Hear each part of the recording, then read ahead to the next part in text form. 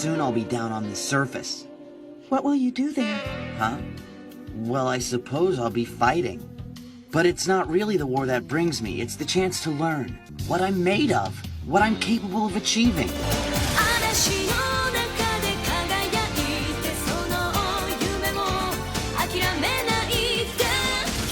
Greetings once again, my friends, and welcome back to Geek News Anime Night, where I, in this case, take a particular anime, something that I personally would think that I would enjoy, and I dissect it, I analyze it, and I give spoilers and everything like that, and give you guys my thoughts. I am your host, Adam Mickelson, aka Drak. I hope everybody's having an awesome day or night when you're listening to this, and welcome to the maiden voyage, because while I am still going to be doing anime nights with Andrea and Alex and Brenton, I earlier this year asked how you guys would feel if I took on series that only I was interested in. And the example that I gave was that I am a big Gundam fan, and I made a promise way back when that I would watch all of the Gundam series, because at that point I hadn't watched that many of them. And I've been making my way through them, and while I have said that there's a possibility I might go back to the ones that I've since gone through, today we're going to be covering the next one in the list that I was on, which is the Gundam, the 8th MS team, Mobile Suit Gundam, the 8th MS team. And this one, I've been recommended numerous times by personal friends, by people watching our streams, by comments on the channel, everything like that, especially for lovers of the Universal Century, which, if people didn't catch the intro video, my outings with the Universal Century haven't been all that positive. I have some things I like from them, but a lot of it I have found to be very frustrating, boring, all of those and in between. And so at that point, I was looking forward to being able to tackle something that Universal Century fans, to my, at least the people that have recommended it to me, have said numerous times, like, this is one that you'll love. And so finally we got around to the 8th MS team, and today we're going to be going through episode 1, War for Two. And I'm just going to go ahead and warn people in advance, because I know some people have been asking me about this, is whether or not, much like some of the other podcasts I've done, will this be spoiler-filled or will it be spoiler-free? And considering the material and how old it is, I'm going to be spoiling the hell out of it. I just find it easier to be able to explain what I liked and what I didn't like when I'm actually able to talk about the characters, the plot, where it's trying to go. And so at that point, if you want a spoiler-free review, unfortunately, this is not the place for you. But considering that this anime is, it's like from the late 80s, early 90s, and we're in 2024, yeah, pretty sure if you're listening to this, you've probably watched it.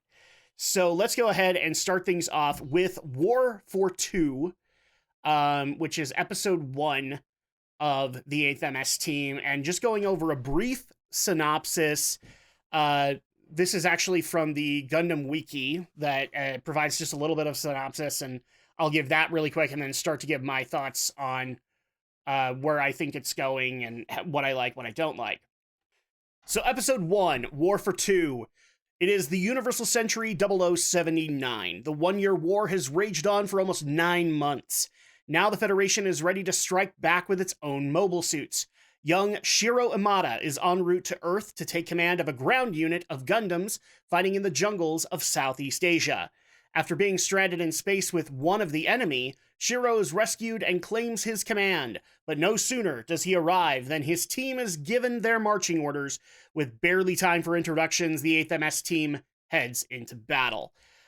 So at that point, I think they're kind of mixing the plots of the first 2 episodes, but basically what it is that we get kind of a generalized viewpoint of where Shiro Amada is going, the jungles of Southeast Asia, and some of the people that maybe he is going to be dealing with, but we don't really get names on them or anything like that. Instead, after that brief look, we cut to a space shuttle that is transporting Ensign Amata, or Second Lieutenant. I'm going to go with Ensign Amata, as well as another member of the team who, because he doesn't get named in this episode, I'm going to affectionately call Drama Queen, because a lot of the stuff that I have seen thus far has been nothing but romantic letter writing.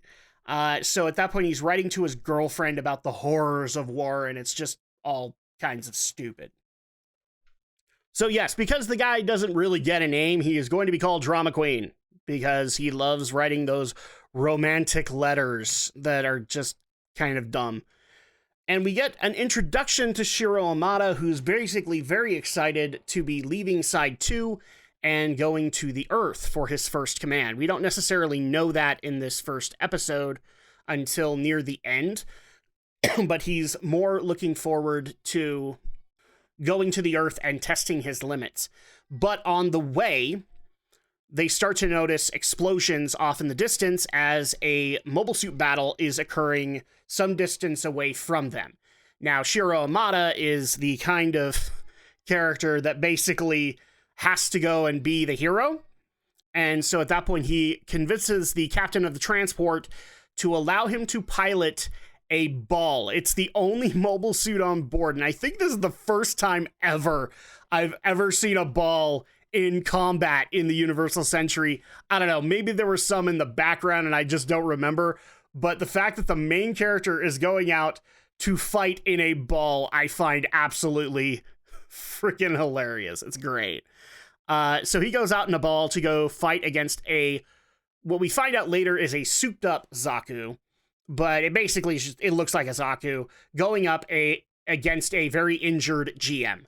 And so thankfully Shiro gets there just in time to combat with the Zaku, and through clever use of the schematics of his mobile suit and also a lot of the salvage gear that a ball is loaded up with, Shiro is actually able to take out the Zaku, and also is able to help the GM pilot get away with his injured GM.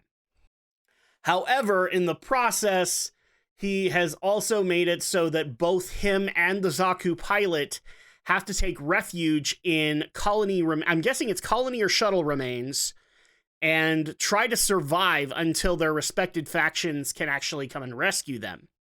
And so what basically starts up as a little bit of a gunfight between the two pilots, eventually they come together through the Zeon pilot getting injured. Turns out the Zeon pilot's a woman. And I think we actually find her name out in the first episode. And I actually have to bring up the wiki because I don't remember all of the names right off the top of my head. Yeah, Aina Sahalin. She actually does get named in the first episode. So Aina, her suit gets injured, and Shiro, being the heroic individual that he is, has to make sure to seal up her suit so that she doesn't die of asphyxiate breathing vacuum. Let's put it that way. Breathing vacuum. So he seals up her mobile suit, and they team up to try and find a means to be able to let their factions know that they are alive and they need rescue.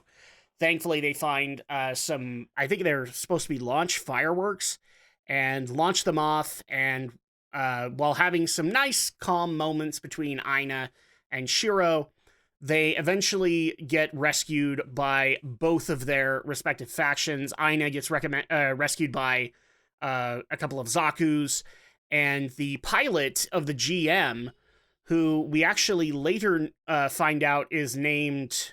Oh, geez. What is his name? Here it is. Sergeant Terry Sanders Jr. I think we only know him by Sanders in this episode, but Terry Sanders, he eventually comes back out after getting repairs done to his GM to come and rescue Shiro, because they don't, aside from the ball, which got destroyed, they didn't really have anything else they could rescue. So thankfully, Aina goes back to Zeon and explains that unfortunately her Zaku was destroyed, and so the battle data is lost. And for Shiro, he gets brought back to the shuttle, and everybody is like, oh my gosh, he's such a hero. And it turns out that where he was requested to go to the Southeast Asia unit, the pilot that they got, Sergeant Sanders, has now been reassigned to the 8th MS team, and this is when we find out that that Chiro Amada is the commander of the 8th MS team. 8th Mobile Suit Team. I'm going to say MS team just because I'm used to saying that. So, overall, it's a good episode. I think it's a good introduction for everything that's going on. Really quick, if people are familiar with this, I do this on the Yu-Gi-Oh! Podcast, and I decided to bring this trait over to the solo podcast, so I'm going to go ahead and go over some notes that I had while I was watching the episode, and the first thing that I want to talk about is the intro, which is called The Shining Storm, I believe. The intro is great, kind of a pleasant surprise compared to some of the other intros I'd been dealing with in the past. I mean, the previous series that I did was G Gundam, and I love those intros, so that's not necessarily the problem. But like Victory and a few of the other series in the Universal Century, I haven't really enjoyed the opening themes or the ending themes for that matter, and so this was kind of a pleasant surprise to be able to enjoy it. I mean, even with 0080, I don't hate the intro, but it's not my favorite compared to 0083, which I love both openings to that. And then we also had, oh god, there's a battle, and the only thing they have to defend the ship is a ball. Because why? Why not? I mean, you have a salvage ball that, and like I said, I think this is definitely the first time a main character has piloted a ball. So I kind of like that, especially since I love the old school Gundam Battle Assault games. And we used to have like weird bets where somebody would take on like the oh shit, I can't remember I think the Zeong was one of them, but like the big Zam and stuff like that, you have to take it on with a ball, and if you won, then you got, an extra bottle of pop or whatever. And you never did, because it's a ball. So my next note was, so Ball Pilot is definitely a bit of a hothead and a dumbass for trying to save an enemy soldier. Yeah, this is definitely one of those things of Gundam that look, it's a lovable trope, but if we're actually in a war setting, no, you'd be killing the enemy soldier. I don't care how much of a hero you want to be. You're more looking to be the Schwarzenegger hero, which is just make sure you get a high kill count of the enemy units. And I did love it that, yeah, he's a bit of a hothead because of his wanting to be a hero. Oh, look, love has once again bloomed on a battlefield. Classic Gundam. And this is in reference to Shiro and Aina, who are basically, even though they start as adversaries, the second that Shiro starts to help her repair her suit, then it's not that she gets a crush on him, but she gets a little bit more lovey-dovey with him, a little bit more trusting with him. And then we have a couple of classic lovey-dovey moments, like where they're looking down on the earth and stuff like that. So yeah, classic Gundam. Love it.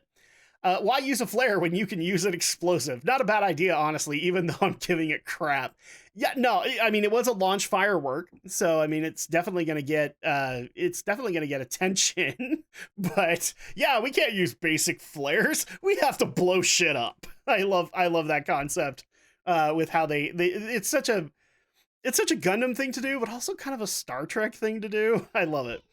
I like how this episode displayed the grim beauty of space. And yeah, one of the things I liked is that while they're trying to find a way to be rescued, we would have these occasional moments where an airlocked door would be opened and you'd find all of the people who had been killed in that room. So like one of them's a barracks. And so you get to see like nudie mags and stuff like that. But then you also have all the dead soldiers in there. So it's like, it's pretty, you're out in space, and they also had the cool views of the Earth, but then you also see the harsh reality of space and the fact that we just can't survive in it.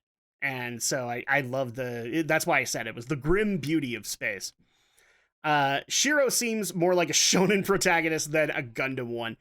And yeah, I'm going to stand by that statement. He is definitely a very heroic, not in the sense of like a Gundam one where they're always reluctant, because a lot of characters like Amuro or Kira, they tend to be reluctant heroes.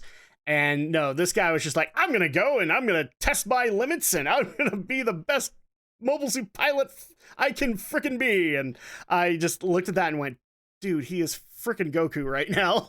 So, but I tend to like him. Wait, Shiro is the command, and this is the reveal of Shiro's the commander.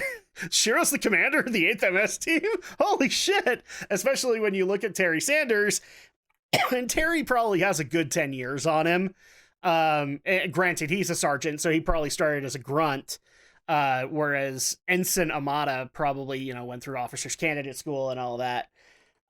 So it definitely is very funny to see what looks like a college student being the commanding officer of the 8th MS team to the grizzled veteran. And then finally, yeah, I like this episode. It sets up the stakes pretty well. There are still a couple of characters that haven't been solidified yet, if that's the way I'm looking at it. For example, we don't know who Drama Queen is. All we know is that he likes to write really dramatic letters back to his girlfriend. I wonder if he ever gets a letter back, just like, dude, tone it down. But overall, I'm going to give this episode a final score of 3 out of 5. It is a good setup episode, does what it needs to do, and that's going to go ahead and do it for this episode. So, thank you guys so much for joining me on this. If you're brand spanking new to the YouTube channel, feel free to give a like and leave comments down below about what you thought of the first episode when you were watching it. I'd love to see what you guys were thinking as well as consider subscribing, because it definitely helps out with the algorithms and whatnot. And if you're listening via podcast format, you can listen on Apple Podcasts, Google Podcasts, Amazon Podcasts, Player.fm, and of course, Spotify. And I'll catch you guys next time for episode 2 of Mobile Suit Gundam, the 8th MS team. Until then, take care, my friends.